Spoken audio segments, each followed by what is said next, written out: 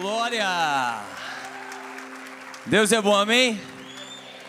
Feliz demais de estar com vocês. Na verdade eu estou um pouquinho encabulado, porque todos os pastores aqui cantam. Gente, eu não vou cantar no final, não sei cantar. Estou com minha esposa aqui maravilhosa, estava com vocês aqui na conferência de mulheres. Sou casado há 12 anos, dê um glória por isso.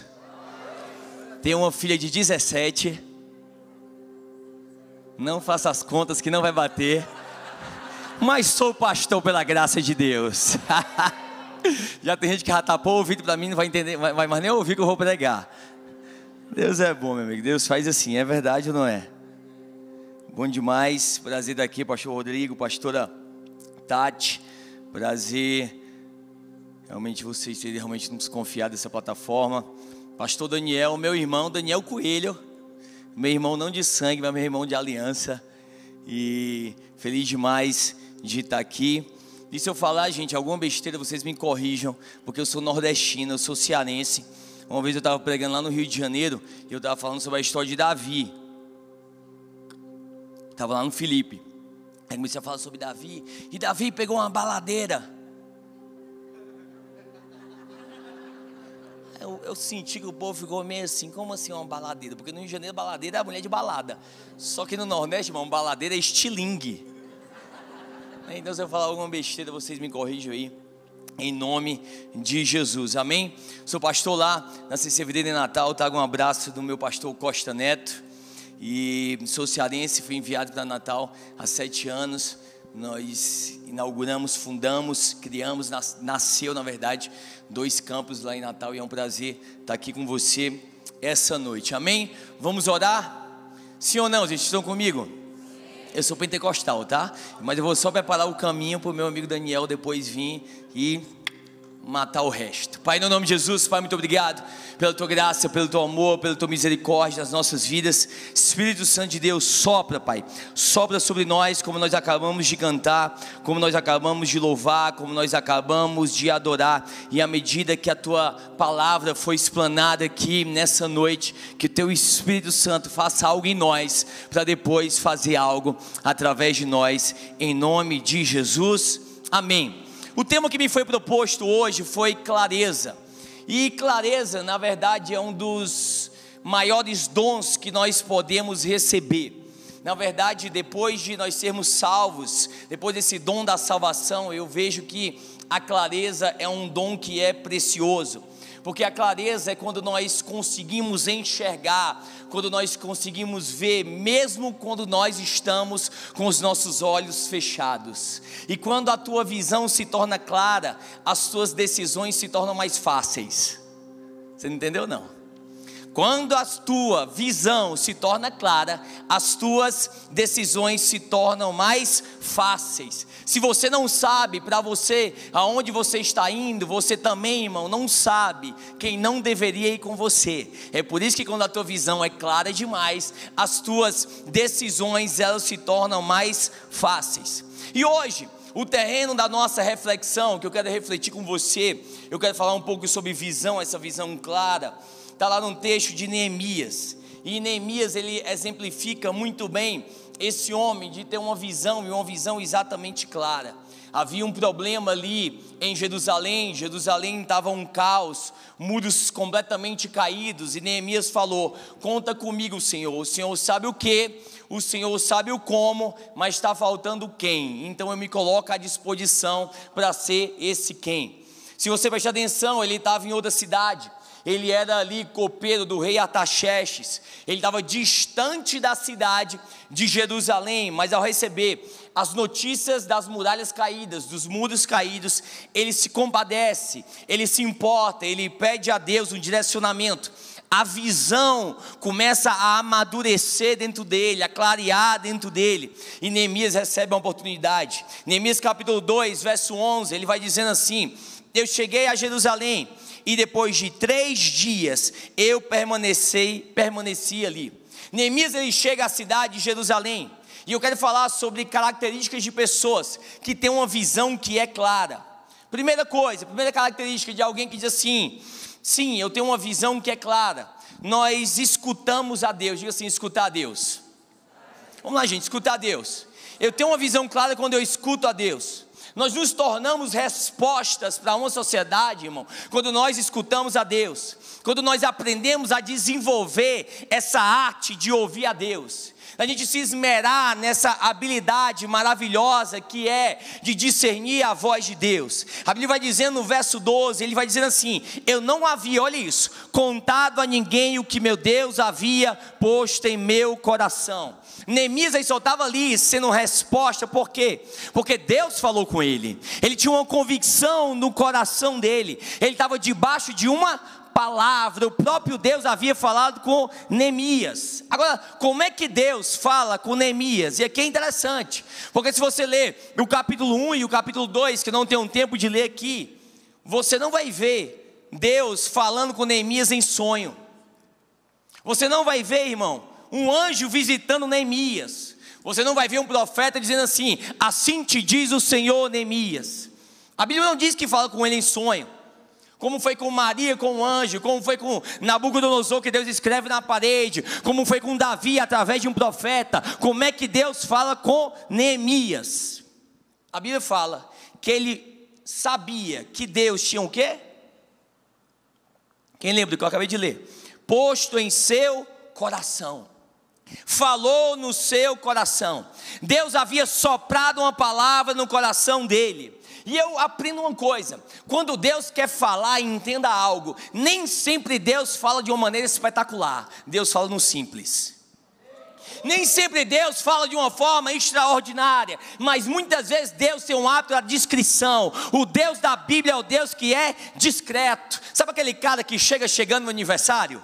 Você lembra aquele cara que chega chegando, chega abalando? Não é o caso aqui, irmão, de Deus.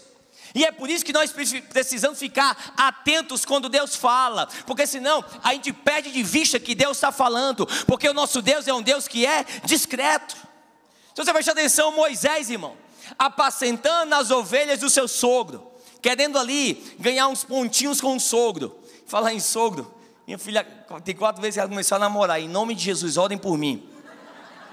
Eu não estou conseguindo nem pregar, eu só imaginei na minha mente direto. Sai demônio em nome de Jesus. No meio do deserto, irmão, ele vê uma sarça ardendo. Isso é comum, uma sarça, uma planta ardendo no meio do deserto, num calor escaldante. Não é algo anormal, irmão, você encontrar uma planta ardendo por conta do calor e aquela combustão toda. Mas preste atenção, irmão, Moisés talvez via aquilo todos os dias. Constantemente ele passava por uma sarça ardendo, mas naquele dia tinha um detalhe importante: a sarça ardia, mas não se consumia. Era sarça como as outras, ardia como as outras, mas aqui tinha algo diferente. É preciso atenção, é preciso sensibilidade para perceber que há algo de Deus, que há uma fala de Deus, que há uma voz de Deus aqui, irmão. Se Moisés não tivesse percebido isso, que a sarça ardia, mas não se consumia, ele teria perdido o maior encontro da vida dele, o maior encontro do chamado dele. Por quê? Porque foi ali, na sarça que ardia, mas não se consumia, que pela primeira vez, o Deus de Abraão, de Isaac, de Jacó, se manifesta a Moisés. Moisés, eu tenho um plano para a sua vida. Moisés, eu tenho uma missão para você. Moisés, eu tenho um chamado para você. Se Moisés não tivesse ligado, irmão, ele teria perdido essa fala de Deus. Entenda que o nosso Deus é um Deus discreto. Ele pode estar falando aqui, hoje, agora, no teu coração, e você não está nem ligado. Ele pode falar com você, irmão, entre o teu carro e a igreja. Quando você está ali no carro, para o trabalho, ele pode falar com você numa ligação, ou talvez numa mensagem de WhatsApp. Em um GC, ele pode falar com você. Ele pode falar com você em um culto qualquer. Cuidado, para você não passar pela sarça que arde e não se consome e achar que ela é igual às outras. Cuidado para você não desprezar que o nosso Deus, ele fala no ordinário. que o nosso Deus, Ele fala no comum, que o nosso Deus, Ele fala no simples, mas talvez tenha algo diferente nesse comum. Quem está entendendo que eu estou pregando aqui, irmão? Porque o nosso Deus é um Deus que é discreto, tão discreto que Ele veio na forma de ser humano, e muita gente não percebeu que era Deus. Tinha um povo falando, ah não, aí é o filho de José, ah não, é o cara da carpintaria. Não perceberam que havia um Deus naquele carpinteiro de Nazaré. Muitos não perceberam, por quê? Porque estavam esperando, procurando o espetacular, o extraordinário, e Deus veio naquele dia de uma forma discreta. A clareza no simples, irmão. Simples, mas não simplório. Outro caso, Elias, 1 Reis capítulo 19. Deus fala com Elias, Elias sobe ao monte. Não aqui, lá eu falo contigo. Pastor, Deus tem um mistério com geografia. É ou não é? É impressionante como Deus tem um mistério com geografia. Vai lá que eu falarei contigo. Espere em Jerusalém até que o Espírito Santo desça. Às vezes, irmão, não é mudança de lugar, mas às vezes é mudança de atmosfera. Quando nós mudamos a atmosfera, Deus fala muitas vezes nesse lugar. E às vezes Deus quer falar com você, quer visitar o teu coração, mas às vezes você está rodeado de pessoas que sufocam a voz de Deus na sua vida. Mas eu quero pregar sobre isso. E de repente, 1 Reis capítulo 19, ele vai falando que vê um terremoto, e Elias pensa, agora a certeza que é Deus falando. Não é, sopra um vento muito forte. Agora Deus combina com um vento forte, mas não era Deus, vem um fogo. Elias era pentecostal, é nesse fogo que Deus está. Mas Deus, irmão, não estava. E agora Deus fica em silêncio, sopra uma brisa suave, e a voz de Deus veio. Elias, sai da caverna. Sabe por quê? Porque Deus não grita, Deus, Ele sussurra. Quem grita é a gente que é pentecostal, né? Deus não grita, irmão, Deus sussurra. Por que Deus sussurra e não grita? Porque Deus não fala com o curioso. Deus não fala com quem está longe, irmão. Deus fala com aquele que se aproxima. Deus fala com aquele que tem interesse de verdade. Para quem diz assim, Senhor, eu estou querendo. Está querendo, pois achegai-vos a mim, e eu chegarei a vós. Sabe por quê? Porque Deus não é Google para satisfazer a minha curiosidade. Deus é Pai, e se Ele é Pai, Ele quer relacionamento. Ele quer aquele coração que está disposto à direção, irmão. Porque a clareza, ela é dada em relacionamento. Esse coração sincero, imperfeito, honesto, que a voz de Deus vem. Então Deus é discreto. Nem sempre Ele fala no espetacular. Outro detalhe aqui na experiência de Neemias com Deus, é que nós precisamos entender que às vezes nós queremos uma visão clara de Deus. Assim, Deus vai, revela tudo aquilo que o Senhor tem para a minha vida. Mas você precisa entender, irmão, que Deus fala em partes. A visão de Deus é dada em partes. Quando Deus fala com Neemias, Ele não fala tudo, irmão. Ele fala uma parte, vai para Jerusalém, vai reconstruir as muralhas. Ok, Senhor, muito legal. Mas como esse projeto, porque eu não fiz faculdade de engenharia. Na verdade, eu sou copeiro. Eu não sei nada desse de construir muralhas. Tem um grande problema aqui, porque o como, eu sei com quem o Senhor vai contar, sou eu. Mas eu não sei quanto vai custar. Eu não sei como é que vai ser. Como é que eu vou chegar para o rei para pedir permissão. Como é que eu vou chegar para ele para pedir liberação. E entenda algo, Deus fala o quê? Mas Ele oculta o como. E isso não deixa de ser clareza. Deus fala o quadro geral, mas muitas vezes Deus oculta os detalhes. Deus fala a promessa, mas muitas vezes Deus oculta o processo. Deus fala o futuro, mas muitas vezes, irmão, Ele esconde o caminho. Deus fala em partes, assim como Ele falou para Abraão, sai da tua terra, mas eu vou para onde? Para uma terra que eu te mostrarei. Mas Senhor, eu sei o seu endereço? O endereço eu te mando no meio do caminho. Mas Senhor, como é que você vai fazer de mim a Sara, uma grande multidão? Nós não podemos ter filho, eu não posso ter filho, ela não pode ter filho. Ok, combinação perfeita. Tem esterilidade agora em casa, porque Deus não fala o quê? Deus muitas vezes na verdade fala o quê, mas Ele esconde o como. Para Deus ser claro, irmão, Ele não precisa te contar tudo. Porque Deus mostra o quadro geral, mas Ele esconde os detalhes. Deus mostra a promessa, mas Ele esconde o processo. Deus, Ele mostra o futuro, mas muitas vezes Ele esconde o caminho. Eu não sei você, mas se eu tivesse, pastor, um pouquinho mais de liberdade com Deus, eu questionava. Deus, libera aí, mas aí como é que vai ser meu futuro? Deus fala em parte, sabe por quê? Porque se Deus falasse tudo de uma vez, tem coisas que você não acreditaria e tem outras que você não entenderia. É ou não é? Tem muita coisa, se Deus falasse de uma vez só, irmão, você diz assim: Deus, não é possível. Eu não vou nem sair do meu canto. Por quê? Porque é impossível. Derrubar um gigante com uma pedrada, impossível. Dar 7 voltas ali e os muros caírem, impossível. Ir para a cruz e ressuscitar ao terceiro dia, é impossível. E é exatamente por isso que Deus fala para mim e para você. É por isso, irmão, que eu só falei a parte do momento, a parcela do agora. Você precisa se mover com a revelação que você já tem. Porque às vezes você está pedindo a palavra do amanhã e Deus está dizendo: cumpra a palavra do agora. Cumpra a palavra do hoje. Você está pedindo um detalhe a mais: pai, como é que vai ser depois? Gente, é por isso que tem gente, pastor, que é ávido para ir na irmãzinha de oração do fogo. Por quê? Porque ela bota a mão na cabeça, irmão, e revela tudo, o futuro todo. Mas não adianta. Se você não está cumprindo a palavra do agora, por que Deus vai liberar a palavra do depois? Se Deus fala em partes, é porque nós precisamos nos mover com aquilo que nós já temos. Porque quando nós nos movemos com aquilo que nós já temos, Deus nos mostra a palavra que nos falta. Ah, não. Deus nos mostra a palavra que nos falta. Isso é tão forte, irmão. Por quê? Porque sempre faz essa pergunta para mim: pastor, qual é o meu propósito? Qual é o meu chamado? O que querem de mim? A gente sempre acha que Deus vai discutir na tudo, irmão. É por isso que eu falo: faça aquilo que está nas tuas mãos agora.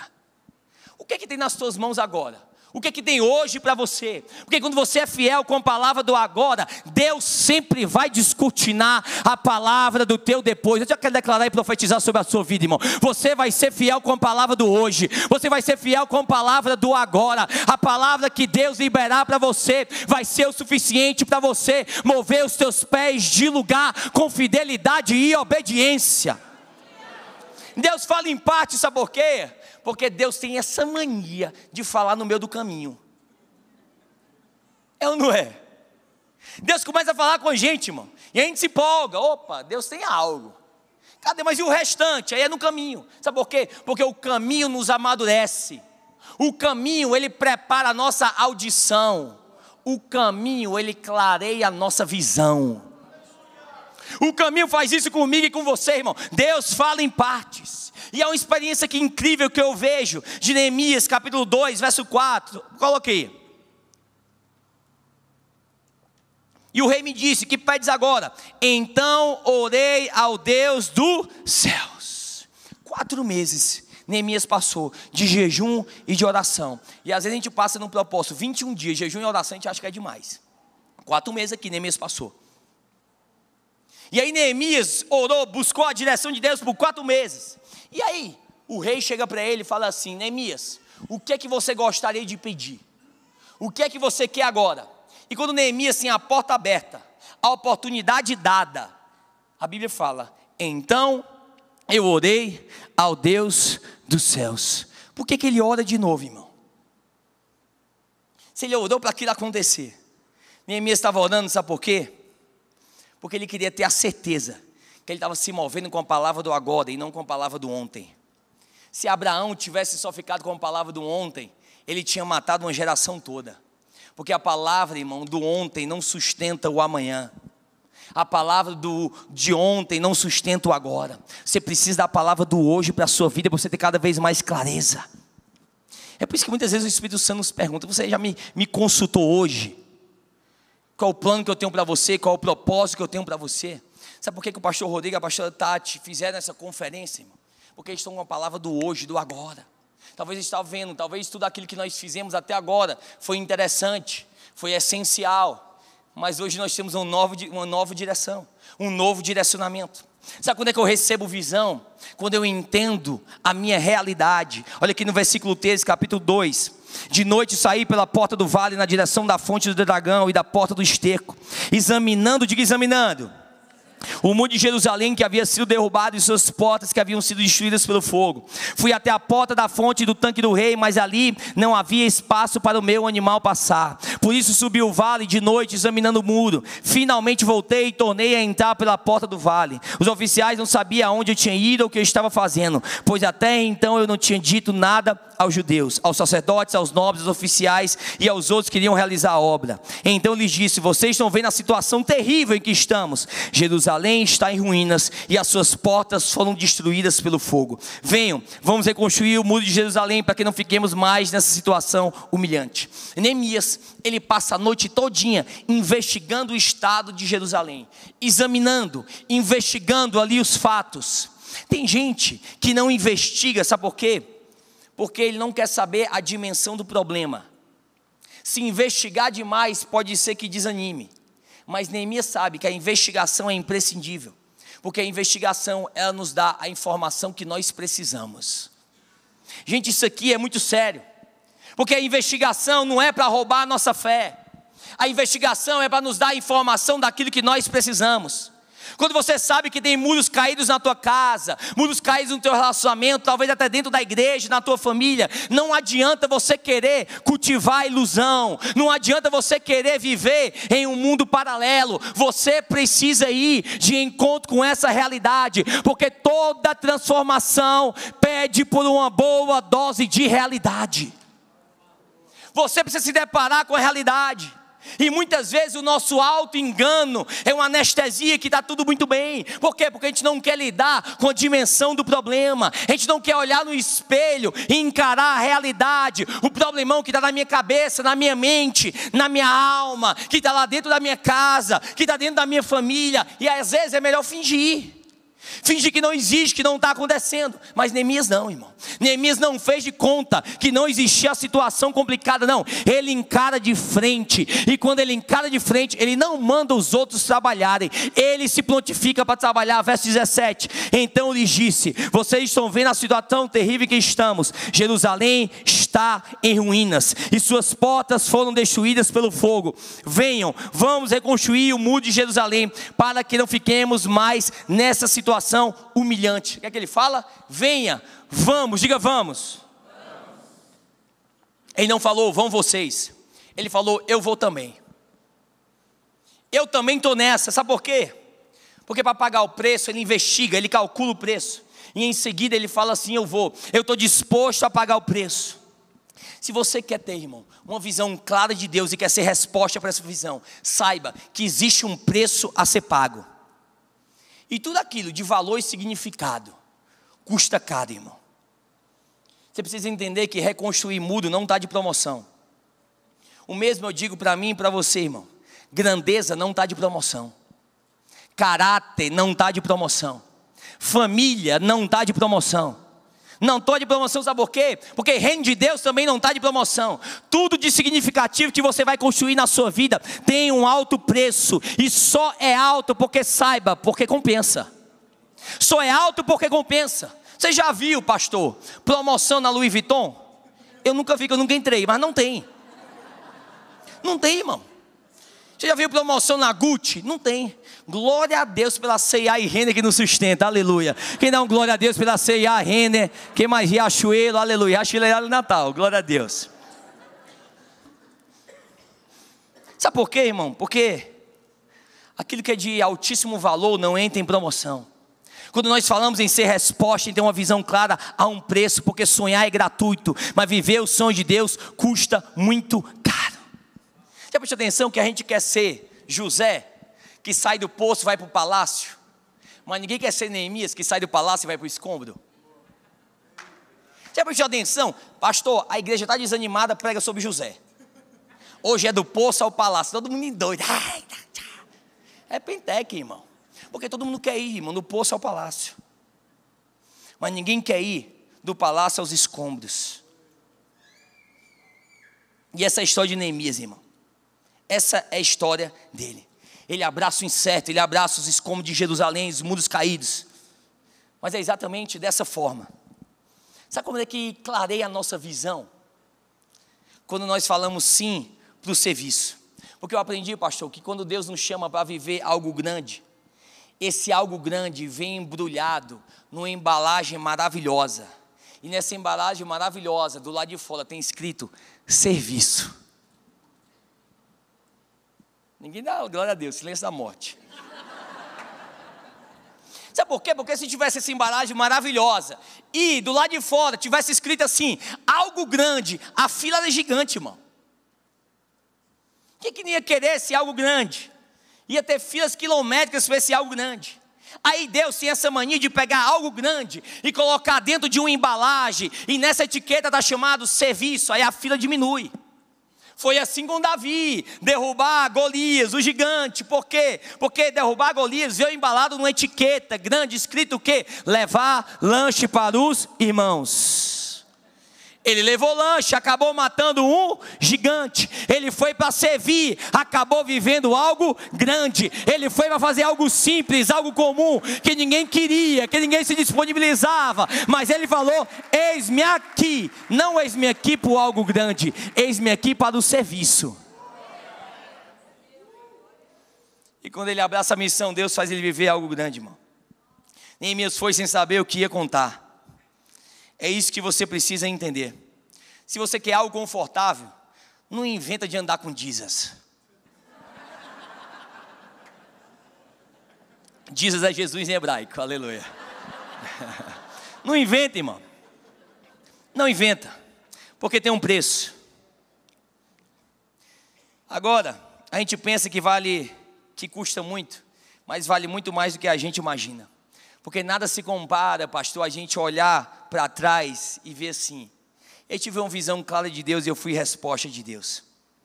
Eu não sei você, irmão, mas nada se compara a um culto de batismo. Você olhar aquelas pessoas descendo ali as águas, e você saber que você convidou aquela pessoa para a igreja. E a tua amiga manda uma mensagem para você: amiga, é hoje, vou descer as águas. Nada se compara, irmão, a isso. Nada se compara. Eu amo isso, irmão. Porque ninguém é tão grande que não precise se envolver. E ninguém é tão pequeno que não possa contribuir. A gente vê aqui, eu não tenho muito tempo, mas que ele levanta esses muros com gente estrangeira, homens simples, jovens, velhos. Há lugar para cada um. Sabe por quê? Entenda isso. Há clareza na diferença. Ele chama cada um para reconstruir. Governantes, pessoas simples, homens, mulheres, sacerdotes. E todos eles estavam com enxada na mão. Tiago, mas esse povo estava pregando? Não, irmão, com enxada na mão. Os levitas estavam cantando? Não, com enxada na mão. Gente rica com enxada na mão. Gente pobre com enxada na mão. Todo mundo aqui com enxada na mão. Todo mundo, irmão, eu amo isso aqui. Gente concursada com enxada na mão. A tia da cantina, com que faz aquele salgado cheio de óleo, com enxada na mão. Todo mundo. Mas a Bíblia fala que tinha gente que não queria colocar a enxada na mão. Verso Neemias 3:5. O trecho seguinte, em nome de Jesus, para o tempo. O trecho seguinte foi reparado pelos homens de Tecoa. Mas os nobres dessa cidade não quiseram se juntar ao serviço, rejeitando a orientação de seus supervisores. Os nobres, esses nobres, tinham a mão delicada. Pegar a enxada, irmão, calo na mão, quero não. Aqui não dá tempo de contar a história da Austrália, que eu capinava, mas não dá tempo não. Os nobres não quiseram, irmão. Tem gente que tem um ego tão grande que não coloca a mão na enxada. Quem quer construir o reino de Deus, irmão, é gente que não escolhe o que fazer. Eu faço o que for necessário para cooperar com o que for preciso. Pastor, mas meu chamado, meu currículo, eu sou cantor. Você não está entendendo, pastor, eu fui chamado para pregação. Ok, irmão, massa, você é um ótimo pregador. Mas nesse momento eu estou precisando de gente com enxada na mão. Ah, pastor, mas isso é pequeno demais, não é a minha vocação. O problema é que nós avaliamos o tamanho da tarefa pelo tamanho da tarefa. Mas o tamanho da tarefa não é definido pelo tamanho da tarefa. O tamanho da tarefa é definido pelo propósito que aquela tarefa constrói. Uma ligação é grande ou pequeno? Depende. É grande ou pequeno, irmão? Se for para falar besteira, é pequeniníssimo. Agora, se for para você ligar para uma pessoa e dizer assim: faz tempo que eu não te vejo na igreja, deixa eu orar por você. Você está entendendo? Que o tamanho da tarefa não é definido pelo tamanho da tarefa, mas pelo propósito de trás dessa tarefa. Abrir uma porta, irmão, é pequeno ou grande? Depende. Se for para a pessoa, seu encontro com Jesus é grande demais. Passa a ser grande.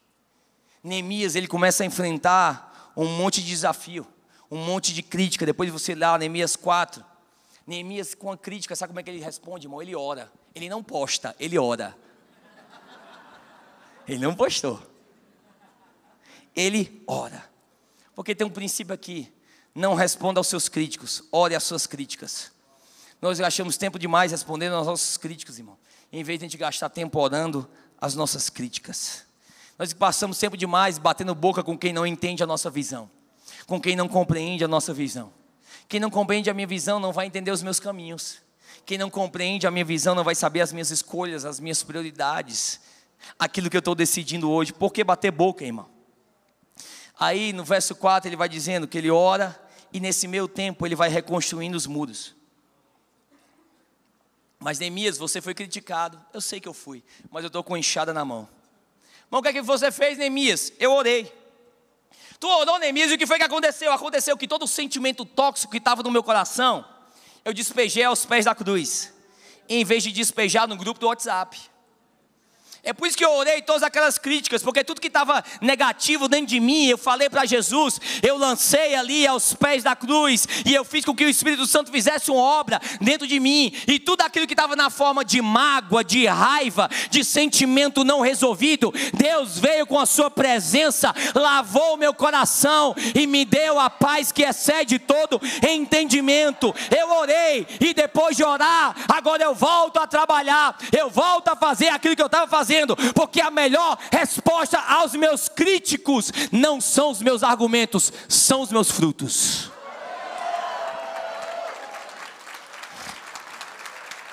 Então vou voltar a trabalhar, porque eu quero ver esses muros reconstruídos. E quando eu assentar esse último tijolinho aqui nessas muralhas, quando eu acabar essa reconstrução, eu quero saber onde é que vai estar Sambalate. Eu quero saber onde é que vai estar Tobias. Quando eu concluir essa obra, eu quero saber onde é que estão todos aqueles que me desencorajaram, que apontaram o dedo para mim, que me colocaram para baixo, todos que falaram é sacrifício demais, não vale a pena, é renúncia demais, é difícil demais. Eu sei aonde eles estarão. Estarão todos sem argumentos. Foi o que Neemias fez, irmão. Porque as pessoas podem debater as suas ideias, mas elas não podem negar os seus frutos. Não podem. Só que o problema é que isso, irmão, vai açoitando o nosso coração e a gente vai ficando sem alegria. Porque uma coisa são as vozes externas, mas uma coisa é quando essa voz externa se confunde com a voz interna e ela vai gritando dentro da nossa alma, porque uma coisa é o barco que açoita, a água que açoita o barco de fora. Outra coisa é quando essa água entra dentro do nosso coração. Tantas críticas aqui de Neemias. Talvez muitas águas tenham entrado no teu barco. Talvez nessa pandemia nós passamos realmente tempos difíceis. Continuamos vivendo tempos difíceis. Neemias capítulo 4, verso 10, eu estou me encerrando. Os trabalhadores já não têm mais força e há muito entulho. Por nós mesmos, nós não conseguiremos reconstruir o muro. Será que você já falou isso para você mesmo? Estou sem força. Eu mesmo não consigo. Parece que eu trabalho no céu do canto. Cansaço, falta de força, desânimo, inimigo interno. E você começa a questionar, irmão. Será que é visão de Deus mesmo? Será que a minha visão era tão clara assim? Será que foi Deus mesmo que falou? Olha isso que Neemias fala. Quando o desânimo vem, verso 14, Neemias 4, verso 14. Eu fiz uma rápida inspeção e imediatamente eu disse aos nobres, aos oficiais e ao restante do povo: não tenha medo deles. Lembre-se de que o Senhor é grande e temível. Lutem por seus irmãos, por seus filhos e por suas filhas, por suas mulheres e por suas casas. Duas coisas ele fala: lembre-se do Senhor e lembre-se da sua causa. Quando vier a circunstância sobre você e os teus olhos parecem que está tudo embaçado de falta de clareza e visão, irmão, Deus está nos mandando esse recado: lembre-se de mim e lembre-se da sua causa. Lembre-se do Senhor, porque Ele é grande e temível. Grande e temível não são as circunstâncias, não são o problema. Grande e temível é o Senhor. Grande e temível não é aquele que está no mundo, grande e temível é o meu Senhor. Porque quando Ele coloca o pé dele no mar vermelho, o mar se abre. Quando Ele aparece ali no terreno da batalha, Golias tem que cair. Quando Ele dá 7 voltas na muralha, Jericó tem que despencar. Quando Deus entra em cena, irmão, no sepulcro, Ele tem que ser aberto. A morte é vencida. Grande e temível é o meu Deus. Lembre-se de quem é teu Deus e lembre-se da sua causa. Sabe o que Neemias está dizendo? Nós não vamos lutar por muro não, irmão. Sabe que essa é uma igreja simples? Não é lutar por parede, não é lutar por iluminação, não é lutar por um telão, não é sobre isso, não é sobre cadeira. Ele está dizendo, vamos lutar por gente. Vamos lutar por pessoas. Ei, Adai, essa é o chamado do Senhor. Você não está aqui por conta de uma programação, você não está aqui por conta de um auditório. Nós estamos aqui porque Deus ainda ama ser humano.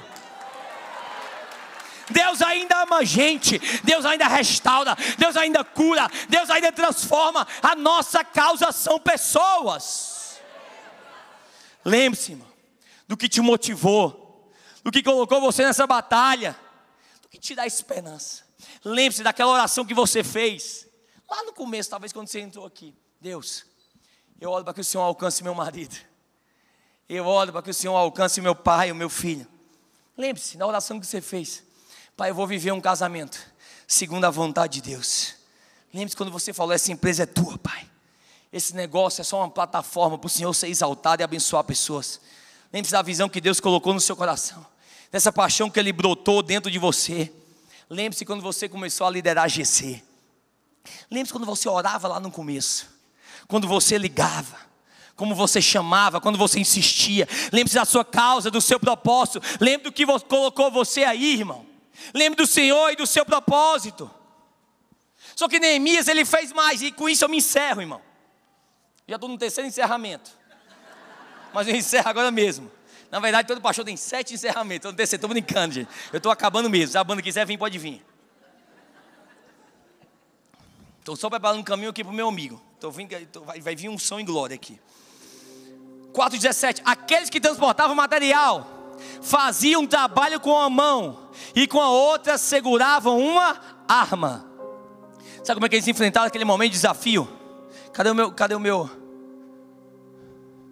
Sabe como é que eles enfrentaram o desafio, irmão?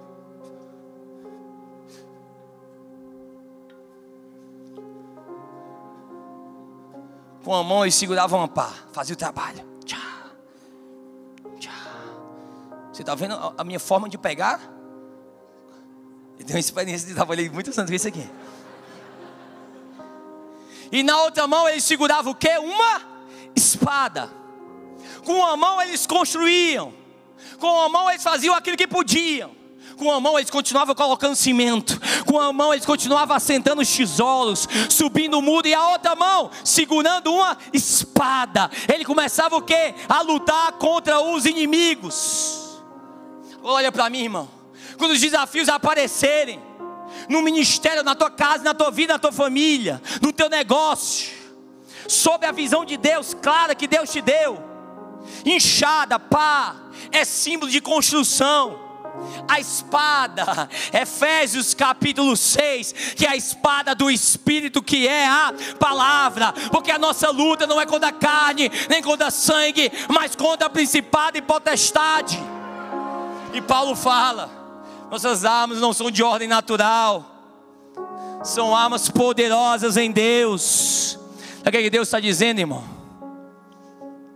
Com a mão você age, com a outra você ora. Ah, não. Com a mão você planeja, com a outra você consagra. Com a mão, irmão, você faz o natural. Com a outra mão você crê que Deus é capaz de fazer o sobrenatural. Com uma mão você faz o que é possível, com a outra mão você crê no Deus que é impossível, faz o impossível acontecer. Quer que você levante sua mão para o céu agora onde você está, irmão, que eu quero orar por você. Sei que talvez você está enfrentando desafios, desânimos, água batendo no teu barco, mas eu oro agora pelo poderoso nome de Jesus. Eu oro para que você não desista, eu oro para que você não retroceda, eu oro oro para que tenha uma visão clara do Senhor sobre a tua vida, e que você faça aquilo que você pode fazer com a mão, com a outra você confia que Deus pode fazer aquilo que você não pode. Eu oro para que você seja cheio do Espírito essa noite, e que Deus comece a fortalecer pessoas que estão esgotadas, pessoas que estão para baixo, pessoas que estão desanimadas. Senhor, ressuscita sonhos aqui nesse lugar, ressuscita visões aqui nesse lugar, tira da gaveta projetos, Pai, que estavam há muito tempo ali, ressuscita nessa hora, Pai.